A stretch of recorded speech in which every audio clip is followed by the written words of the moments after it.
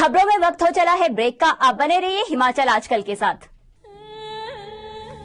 मैं बहुत खुश हूँ क्योंकि कुछ दिनों में हम दुनिया देखने वाले हैं। पर भैया, मैं इस दुनिया में नहीं आना चाहती। मुझे डर लगता है क्योंकि ये दुनिया मुझे अपनाना नहीं चाहती। पर तू ऐसा क्यों सोचती है? अगर तू ही बाहर नहीं गई तो दुनिया आगे कैसे बढ़ेगी?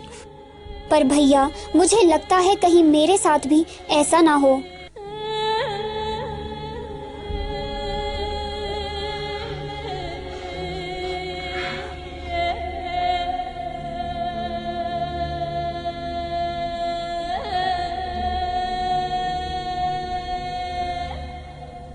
कोख को कब्र मत बनाओ, कन्या भ्रूण हत्या को रोको, क्योंकि कन्या नहीं तो कल नहीं।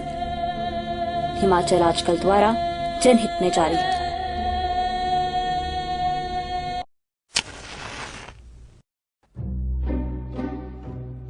आप सिगरेट पीते हैं या सिगरेट आपको? धूम्रपान के कारण हर साल लगभग 17.3 करोड़ लोग मौत की आगोश में चले जाते हैं। इसलिए आज ही धूम्रपान को कहें अलविदा। Save India, save Indians.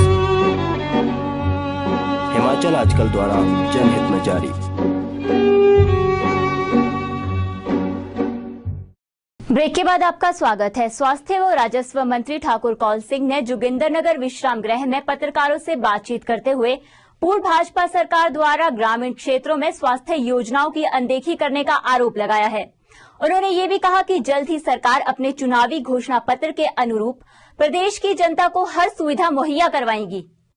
Thakur Kaul Singh ने आरोप लगाया है कि भाजपा सरकार ने पूर्व में कांग्रेस सरकार द्वारा खोले गए आयुर्वेदिक औषधालय को बंद कर दिया और केंद्र सरकार द्वारा चलाई गई राष्ट्रीय ग्रामीण स्वास्थ्य योजना के तहत प्रत्येक पंचायत में एक आयुर्वेदिक औषधालय खोलने और पीएचसी में 24 घंटे आपातकालीन सेवाएं देने के लिए जो धन मुहैया करवाया गया था, भाजपा सरकार ने उसका दुरुपयोग किया।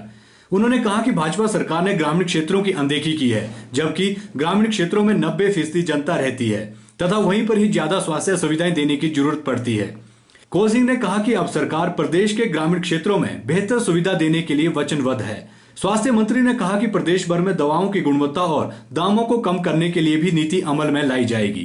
ग्रामीण क्षेत्रों में FRU खोले थे, वो बंद करके सिर्फ जिले के सारे अस्पताल, जोनल अस्पताल भी, रीजनल हॉस्पिटल भी, ये सारे FRU बना दिए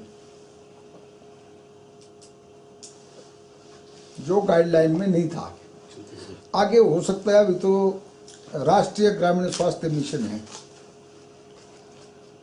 और हो सकता है आगे राष्ट्रीय स्वास्थ्य मिशन बन जाए ग्रामीण को हटा के, लेकिन अभी तक तो सिर्फ ग्रामीण क्षेत्रों में ही स्वास्थ्य सेवाओं को सुदृढ़ करने की बात है।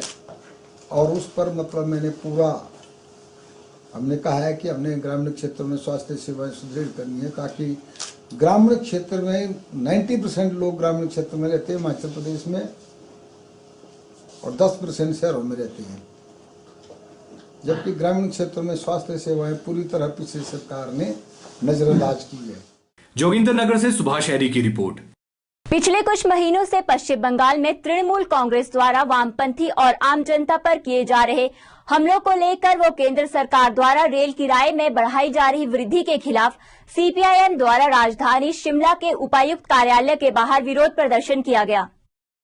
पश्चिम बंगाल में नवनियुक्त तृणमूल कांग्रेस द्वारा वामपंथियों और आम जनता पर हमले किए जा रहे हैं। इन हमलों में 400 से ज्यादा लोग अपनी जान गंवा चुके हैं। वहीं गत दिनों CPIM के विधायक की भी रैली में सरेआम हत्या कर दी गई थी, जिसके विरोध में CPIM द्वारा प्रदेश भर में रोष प्रकट किया जा रहा है। साथ ही केंद्र सरकार के गृह मंत्रालय द्वारा हस्तक्षेप कर कड़े कदम उठाने का आह्वान भी किया।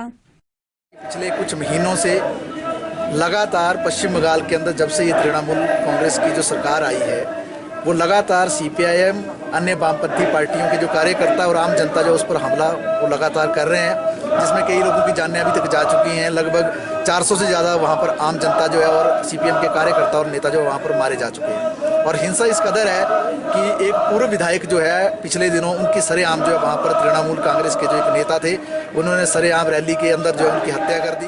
केंद्र सरकार ने रेल के जो किराए हैं उसमें जो वृद्धि की है, हमारी सरकार बार बार ये तर्क देती है केंद्र की, मनमोहन सिंह जी के नेतृत्व में, कि हमारे पास आर्थिक संसाधनों की कमी है, आर्थिक घाटा है, इसलिए हमें जो है किराए बढ़ाने पड़ रहे हैं। केंद्र सरकार द्वारा रेल किराए में की गई बढ़ोतरी के खिलाफ भी सीपीआईएम द्वारा देशव्यापी धरने किए जा रहे हैं।